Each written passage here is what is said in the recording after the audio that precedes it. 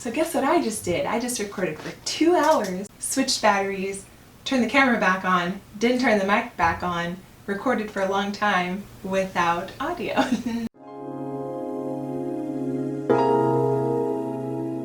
For Hairapy, it's a new series I'm deciding to start where I sit down and do my hair. I wasn't gonna do my makeup, but I'm gonna just do my makeup now and tell the story again. I don't really wear makeup. I only put it on for photo shoots, video shoots, videos like this. And I see why people wear makeup. I'm not saying you need makeup. I'm not saying I need makeup. I'm just saying I look different on camera than I do in that mirror. In this mirror, I'm like, cute. You know, take a video and you're like, okay. Okay. Right now I'm going to put on this e.l.f. poreless primer, and what primer does, gives your skin a smooth texture, so it kind of makes it like a blank canvas. Obviously you want it to have a clean face first. Poreless, so I'm assuming it fills your pores in with something to make it smooth on the top, so that the makeup you put on top of it glides and is even rather than sinking into your pores. Just seems like that makes sense. So I'm assuming that's what it does. Can't be good for your skin. For this Hairapy episode, kind of like starting with a serious topic. Trigger warning, I am going to be talking about domestic violence. If you can't handle that, just watch another video. But do come back. It's not gonna all be serious like this. So, I mean, I'm not being serious right now. Yesterday, I was scrolling on Instagram. I saw a video, apparently someone named Drea, whose face I recognize, but I don't know why. She on a reality show or something. She was doing an interview. I guess she was being sponsored by Fenty, which is a company by Rihanna. In the interview, she was talking about Megan Thee Stallion being shot, and Drea proceeded to make a joke about, and I'm paraphrasing again, but care about me or love me or something enough to where if I'm getting out of the car and you're telling me to stay and I'm not listening, that I want you to shoot me. And it's like, I don't really understand if that was supposed to be a joke. I hear women saying like, I want a man to put me in my place, and I'm just like, okay. So she might not have been joking. I don't really. Apparently she lost her endorsement. The account that posted about this asked if Rihanna was right to pull the endorsement. By the way, I've been doing my makeup the same way since high school. I'm not up to date on like contouring and baking. I never do my eyebrows, so like in photos it looks like I have none. I use my fingers rather than a sponge because you lose less makeup that way. That's what a friend told me a long time ago, and so that's what I've always done. Also, you want to use your ring finger when you're applying makeup to your under eye because it's really delicate skin here and it'll age quickly, so you want to be really gentle. That's how I was taught to do it. I've seen makeup gurus do it the opposite way, putting concealer on top of foundation. So that's probably how you're supposed to do it. I'm just gonna do my makeup the way I know how to do it, and when I learn better techniques, I will do videos doing better techniques. Rihanna pulled the endorsement. There were a few people who objected to it. It's like, why? It really shines a light on the fact that we still have so far to go in this society when it comes to domestic violence, that there are people out there who think jokes like that are okay. There are people out there like Drea who, whether joking or not, I don't know anything about her, so I don't know if she really is looking for a guy to keep her in her place or whatever, but violence is not okay. So I agree, Rihanna should have pulled the endorsement. Why, if it's your company, are you going to endorse someone who's making light of something that was serious that happened to you? So I'm sure we all know, but Rihanna got abused in one of the most public domestic violence cases in celebrity culture within the last couple decades. When did that happen? Anyway, I feel like everyone knows about it, but Chris Brown abused her and put her in the hospital. It got me thinking of doing this video and starting this series. It'll shed light on as to why I and people like me who've experienced it don't think domestic violence jokes are funny. Like, it's not funny because of what it's about, but it also just wasn't funny. Like, at least be clever. When I was living in San Diego, this was a while ago, I dated this younger guy. I think we dated for about 1.5 years, and at the time that was the longest relationship I had been in.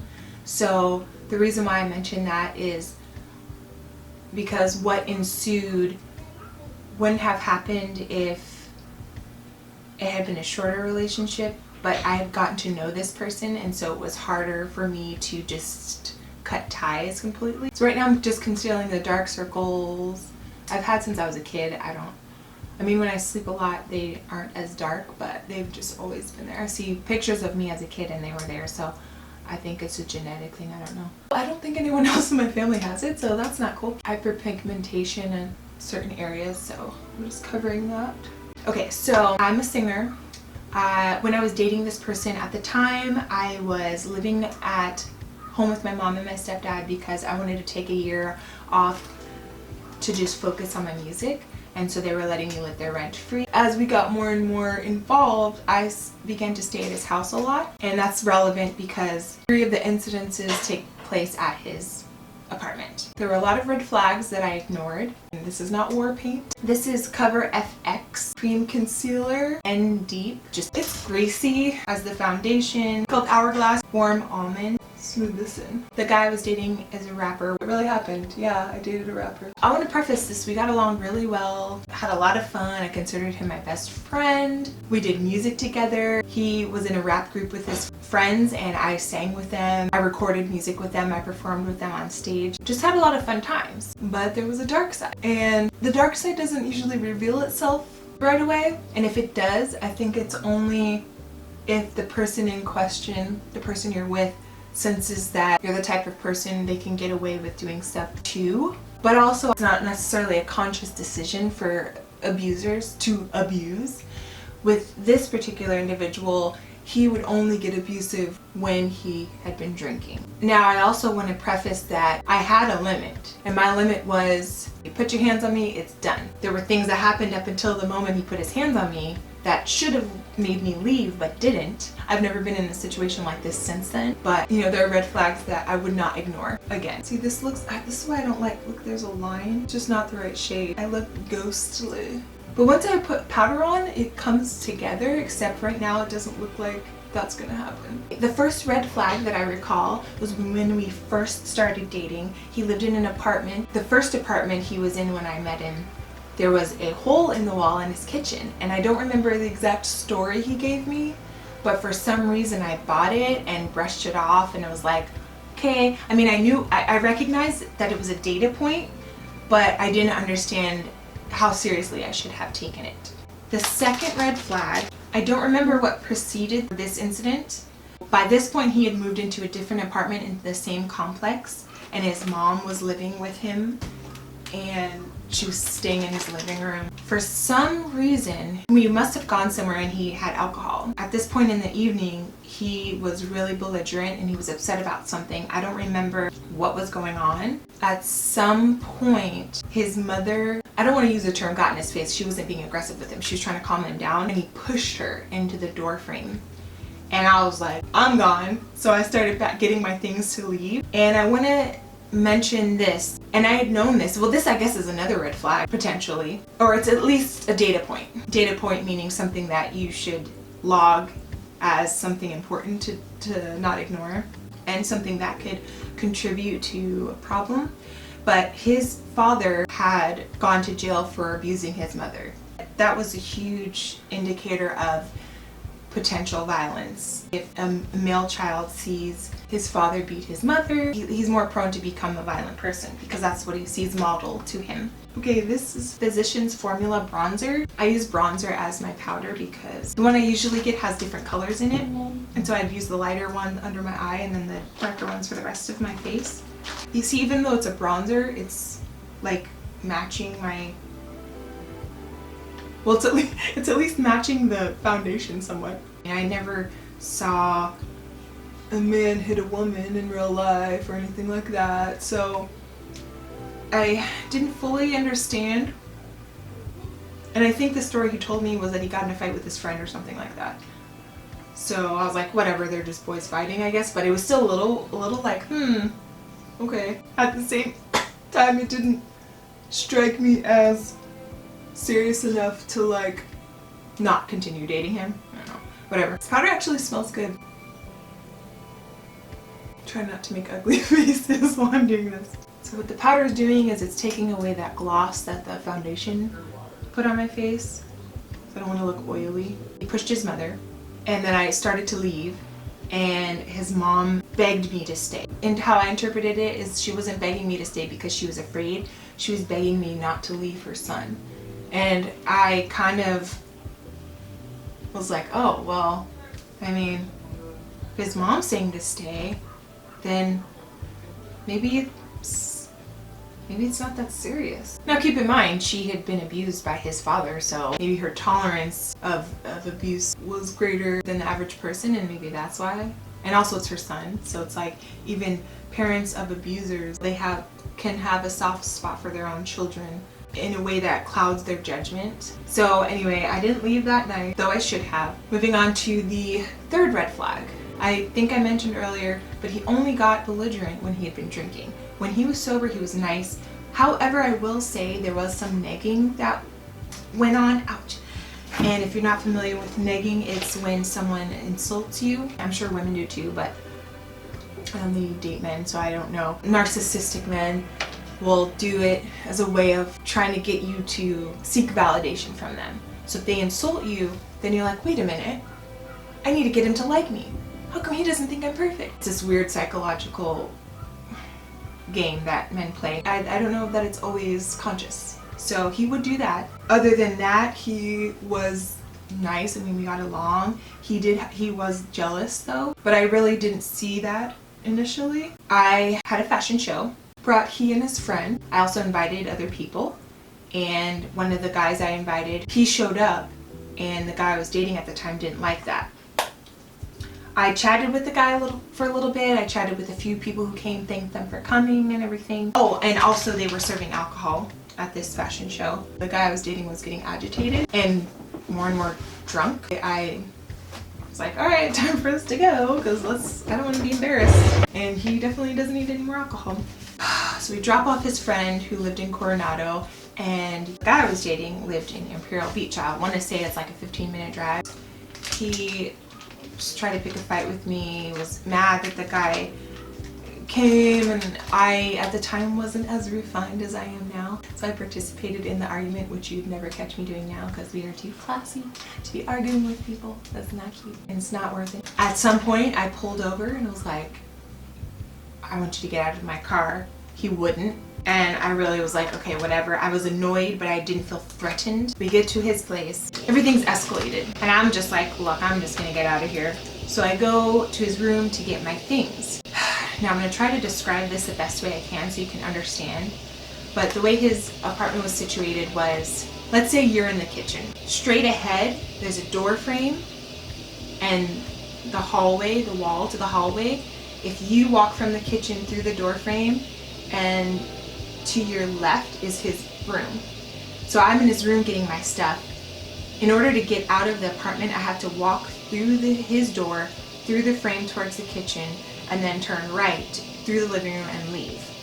Well, in his belligerent state, he immediately went to the kitchen and started grabbing things out of a drawer and throwing them against the wall. So if you're in the kitchen and you're standing where he was, there's a door frame, he's throwing things against this wall. Now keep in mind, in order for me to get out of this apartment, I have to walk out of his room, face the kitchen where he is throwing things in this direction to leave. I was worried that, I don't know what he's grabbing. Could be sharp objects in there, could be a knife.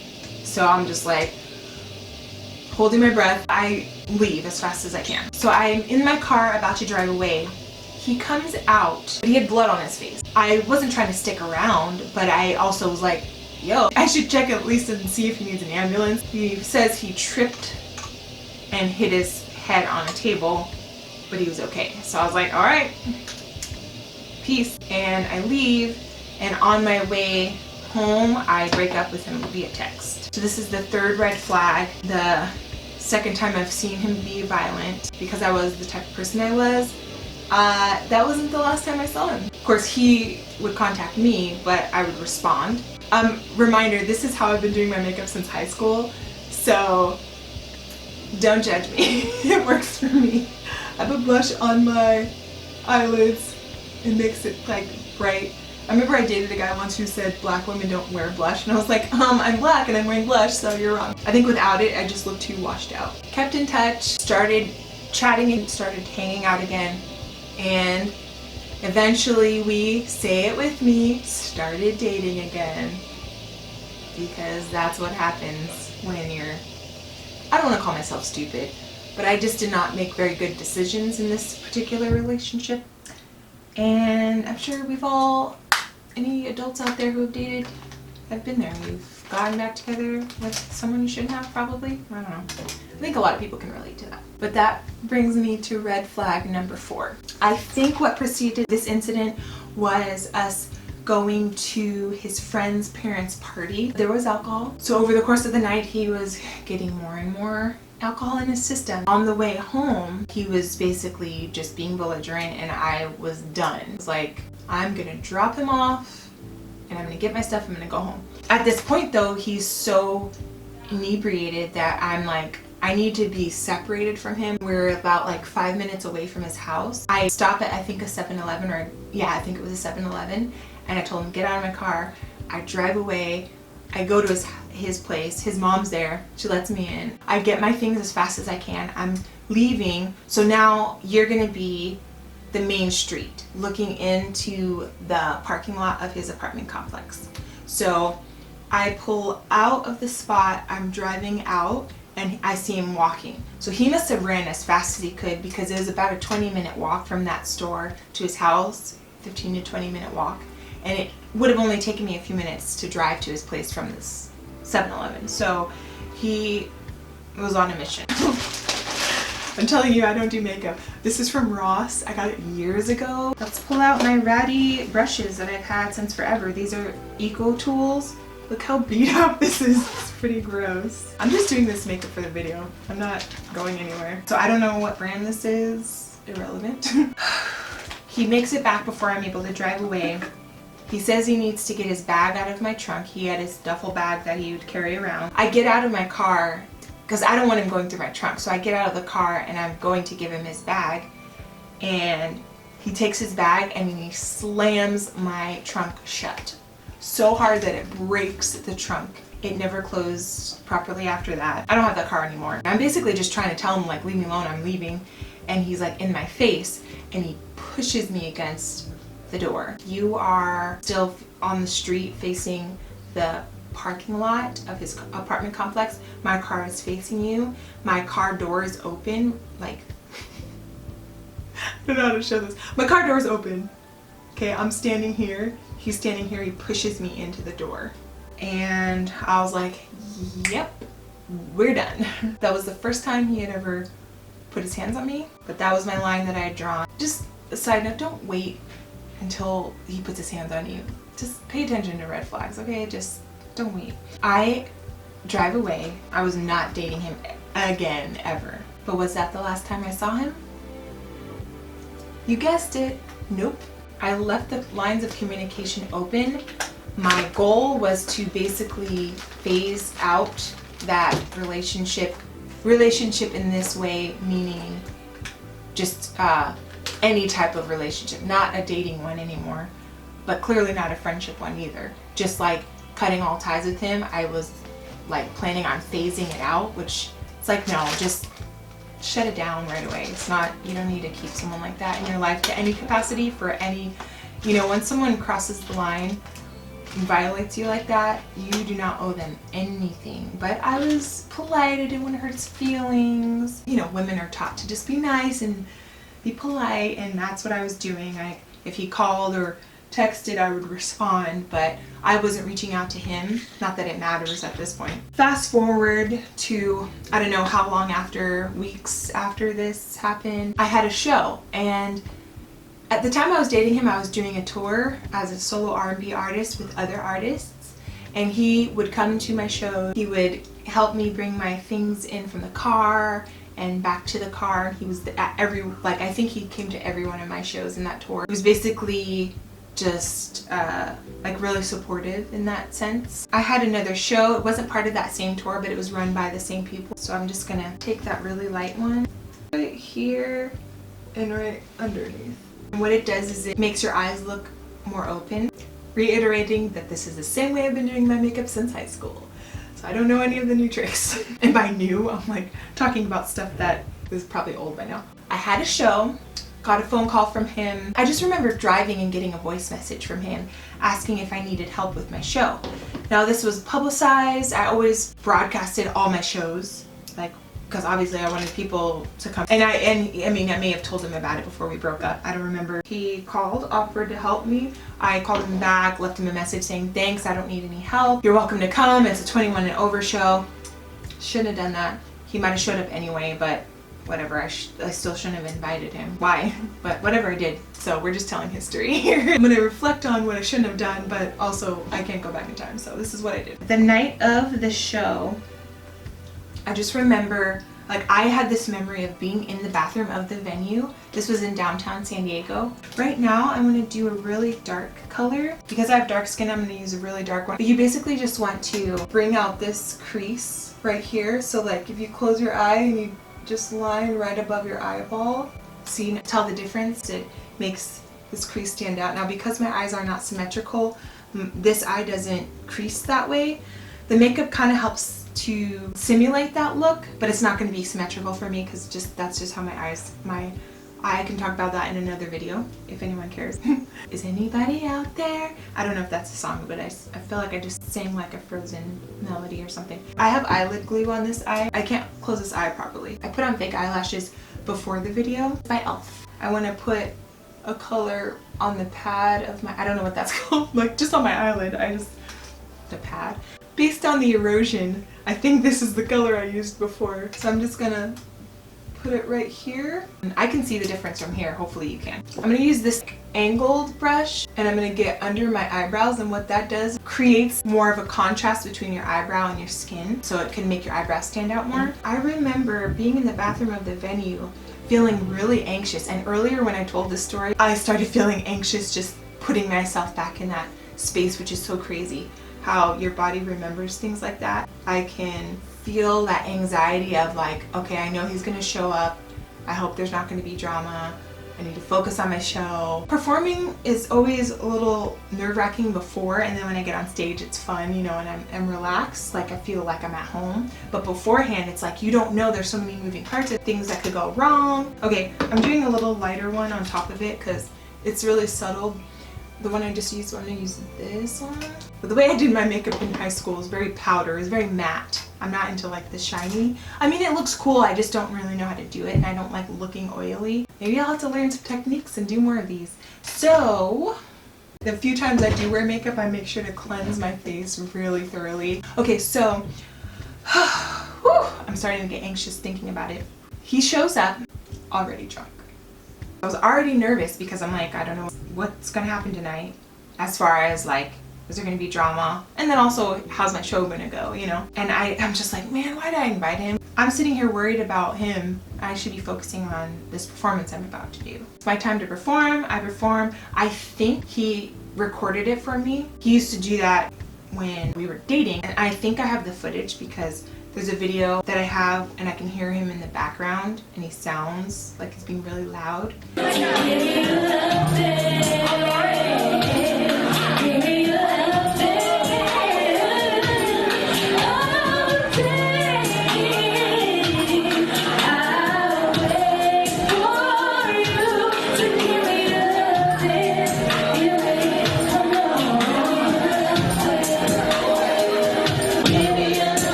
Nothing major happens during my performance, but I do notice he's just really drunk. Oh, right now, this is not something I'm accustomed to doing, but my eyebrows, they're really sparse. This is like bootleg way of doing it, I'm sure. I'm just gonna take the darkest eyeshadow up here, do this, kind of like those Rogaine commercials, like balding men, they use the spray and all of a sudden it looks like they have hair. Product is clinging to the little hairs that they do have, and so it's just making them stand out. So that's what I'm doing. I'm making this cling to the hairs I do have. We're gonna create this illusion, I have to be really careful because this could go left really fast.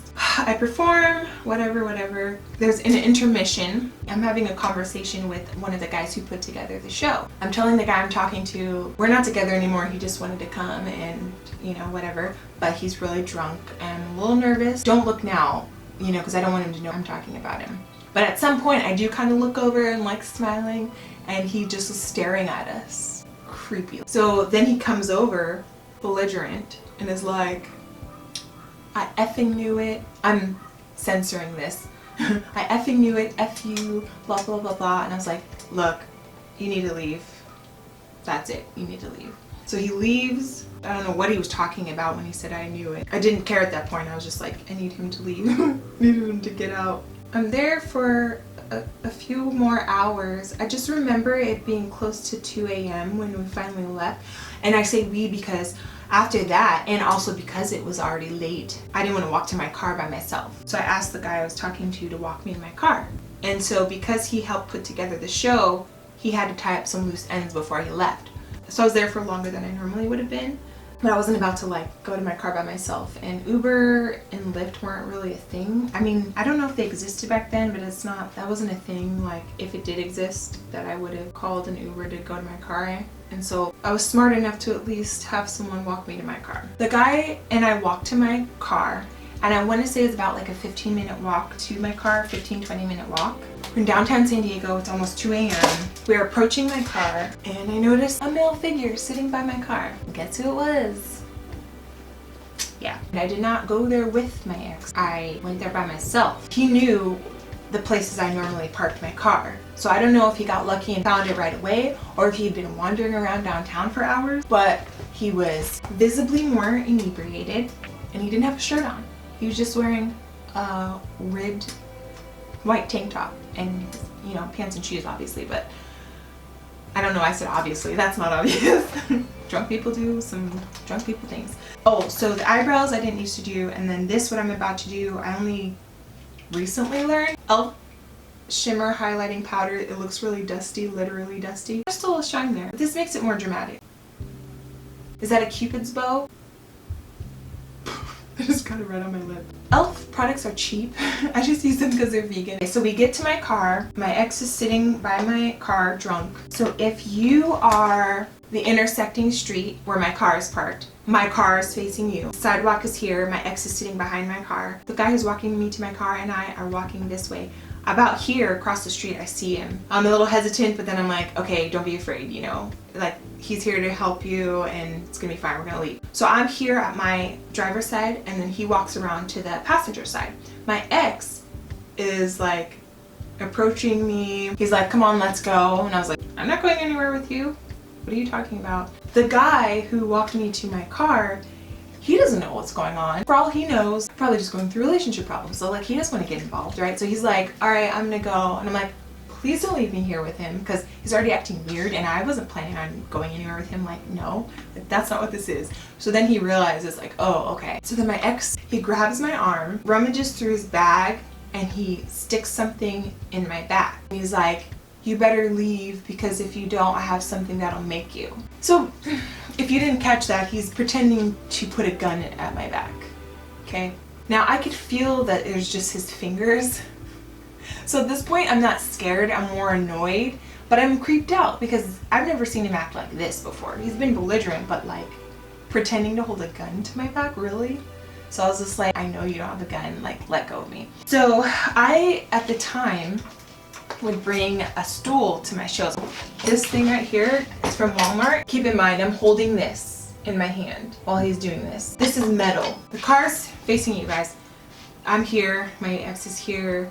The other guy, he's like, okay, I need to intervene. So he comes around back of the car. And at this point, I'm just like, okay, you don't have a gun, like leave me alone, let go of me, I'm not going anywhere with you. The guy's coming around to intervene. My ex grabs the stool from my hand and tries to hit the guy over the head, swinging this metal stool that I just showed you at this guy's head. And the guy's like defending himself. This guy's acting crazy, but I didn't realize that I was in danger. I don't know why. Like, seeing it now, it's obvious because it happened. But at the time, It was happening really fast. When the stool's not in his hand anymore, I put it in my car because I don't want him to have access to it anymore. Now they're fighting. And then they go around, they end up on the sidewalk and they're tussling over here.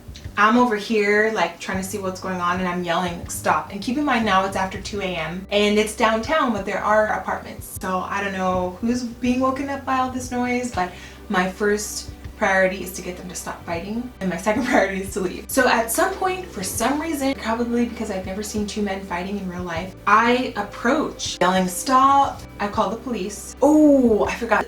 There was a passerby and he asked if I needed help, and I was like, thank you, I'm calling the police though. And I was on the phone with the police at that moment, so he's like, okay, and he kept walking. I'm approximately 10 feet away. All of a sudden, they're either both standing or my ex stands up. He stops, he turns and looks at me. He must have walked towards me, but me not realizing I was in danger, I didn't flee. He gives me this really eerie look I've never seen him give me before. And the next thing I know, I'm being punched in the face.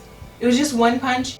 It was like jarring, obviously. I was like, what just happened, right? But immediately after, he just starts wrestling with the guy again. I'm standing there in shock, like, what just happened? It's numb. I can't feel any pain right away. So at first I'm just, well, my eye's starting to water. Because I put all this powder, there's powder now on the eyelashes. So what I do is I go over the underside of the eyelashes to hide the powder that's spilled on it. So then I go over the eyeliner, like any parts that look powdery, and then I might go over some of the eyelashes individually, and then on top of this eyelash, because a lot of the eyeshadow fell on top of it. I get punched in the face.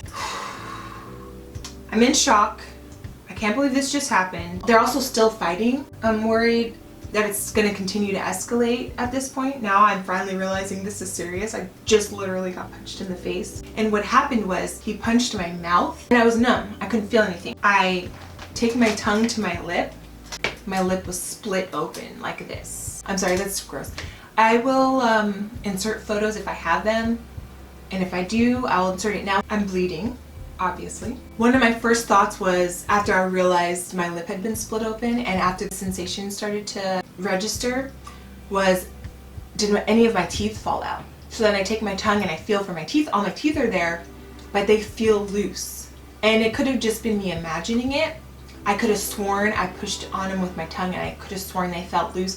So I was like, I'm not gonna push my teeth anymore. I legitimately thought I was gonna lose my teeth. I thought I was gonna lose all these teeth right here, because that's where the impact was, and it hurt. It was like a reverberation. Even then, it was still like more shock than pain. I feel like it was really quick, like within 5 or 10 minutes, police cars start to round the corner. I realized after talking to them that they actually were on their way to it somewhere else, and they just happened to see what was going on. So that was lucky for me, because I don't know how long I would have had to wait otherwise. Then an ambulance comes. In the meantime, the police are asking what happened. I immediately let them know this guy was helping me, he was protecting me, he was walking me to my car, he's not involved in this, he literally just saved me.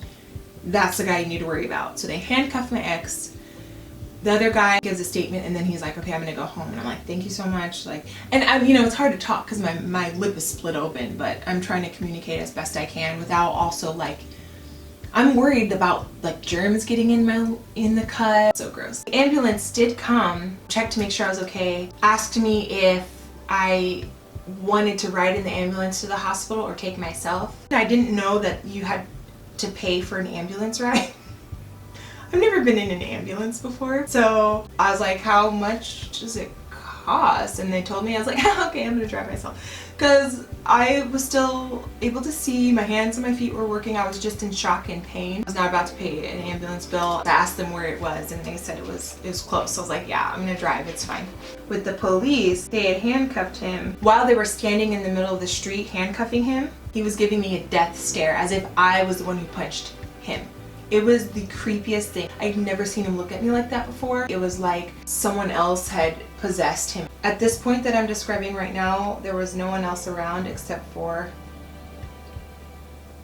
They handcuff him, they put him in the back. One of the police officers asks me if he's on drugs, and I'm like, I have no idea, but he's acting like it. I think maybe, I don't know. I know he's been drinking, he got very drunk, that's all I know. My ex was in the back seat of the cop car, handcuffed, and I look at him. He's licking the cop car window and making kissy faces at me, and I was like, I don't know who this person is. It was so creepy, so bizarre, so unsettling, but I didn't feel in danger anymore because he was handcuffed in the back of a cop car. But it was like, they take him away. I drive myself to the hospital. Before I left and on my way there, I was calling my mom, my sister, my aunt. I was trying to get a hold of someone, but it was the middle of the night. I just basically didn't want to be alone because it was really traumatic. And when you go through something traumatic, no matter how old you are, all of a sudden you just want your mom. You want to be comforted, you want someone there, you just want to feel safe, you know? At some point my mom calls me, and then I tell her briefly what happened. I'm either on my way to the hospital or I had just gotten there, and I wanted her to come down if she could, just for moral support, if anything, if for nothing else. A lot of makeup. It looks kind of cakey. The foundation doesn't completely match, so whatever. My eyes are getting really irritated. I drove myself to the hospital. I feel like they helped me really fast. A nurse took me into a room. My parents were there really fast. So I must have called them before I drove myself there, because it was like a 15-20 minute drive to the hospital, and my parents lived like a half hour, 25 minutes away. So for them to wake up and get there so quickly, I must have called them. 21 stitches right here. I still have scar tissue. From the outside it's not so noticeable. It was for a while. It was really swollen. I would get sharp pains in my lip every now and then for like a good year at least. I would just randomly get sharp pains. It doesn't happen anymore. And also the swelling went down quite a bit. When I smile, yeah, it's noticeable a little bit. I think the nurse did a really good job. I would like to get the scar tissue massaged down. I remember I had a friend who went to a doctor who massaged scar tissue she had somewhere on her face, and it went away. This doesn't really happen anymore, but sometimes when it was so swollen, I would like, when I was eating, I'd accidentally bite it and it hurt a lot. But now I don't feel any pain at all. The main point of this video was just talk about the assault and to explain why I don't condone jokes about domestic violence. I mean, I wouldn't anyway, but when something's happened to you, you can be more sensitive to it and more conscious of the seriousness of it. How does this look? I feel like, I know it's uneven. That's my domestic violence story. Serious topic, I know, for my first Hairapy, but I guess the implication in the term Hairapy is that we're going to be talking about kind of heavier topics, but maybe not. Maybe I don't know, I just chose Hairapy because it sounded cute, but I don't always want to talk about serious stuff when I do videos like this. I mean, I didn't feel down talking about it, but it is a subject that's, you know, heavy, and anyone watching this who's experienced it, they might feel a kind of way about it. I certainly don't like to hear when other people have been abused, not only just because it's terrible, but then I know just from that brief incident, I don't know, I shouldn't even use brief because it wasn't brief. The actual assault happened very quickly. The lasting effects were not brief, and the events leading up to it were not brief. I can do another video talking about what happened after. I may or may not do that, I don't know.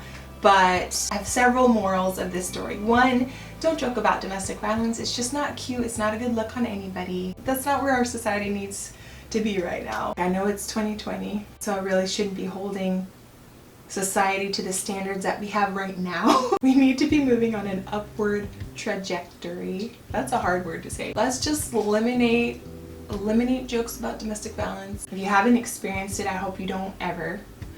If you have experienced it, I hope you never experience it again. If you're currently in a situation, you're not in a safe place, I really hope you can remove yourself from that situation. What I will do is link in the description box some resources, so if you're in a situation, you can get help.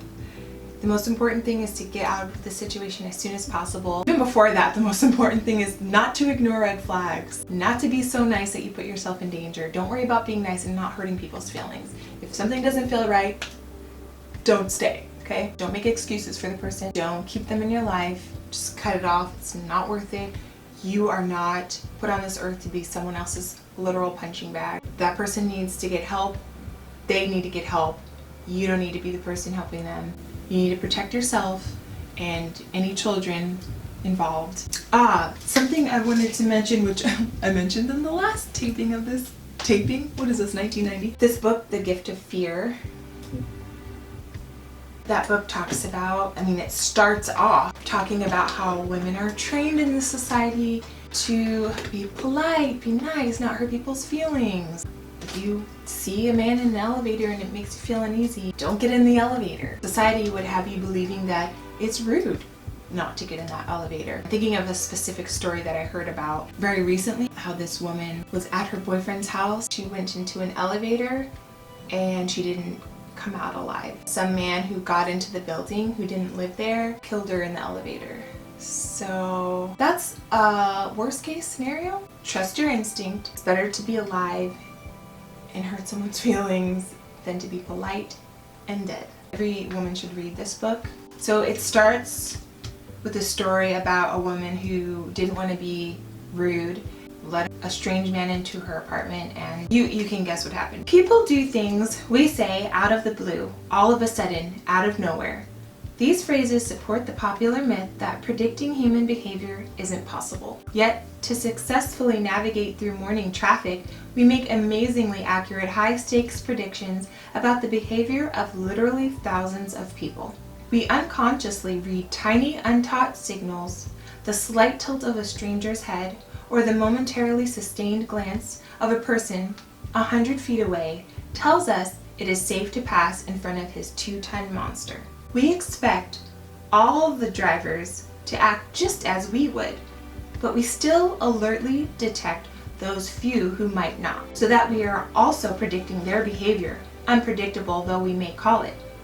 So here we are, traveling along faster than anyone before the 1900s ever traveled, unless they were falling off a cliff, dodging giant high momentum steel missiles, judging the intent of their operators with a fantastic accuracy, and then saying we can't predict human behavior. So this is perfect to touch on the red flags that I'd mentioned. I'd seen red flags and they were very, very clear red flags. They were like the brightest red. They were like stoplight red flags. And yet when I got assaulted, I was like, whoa, I didn't see that coming. I'd never seen this side of him, but I had seen signs indicating he was capable of that.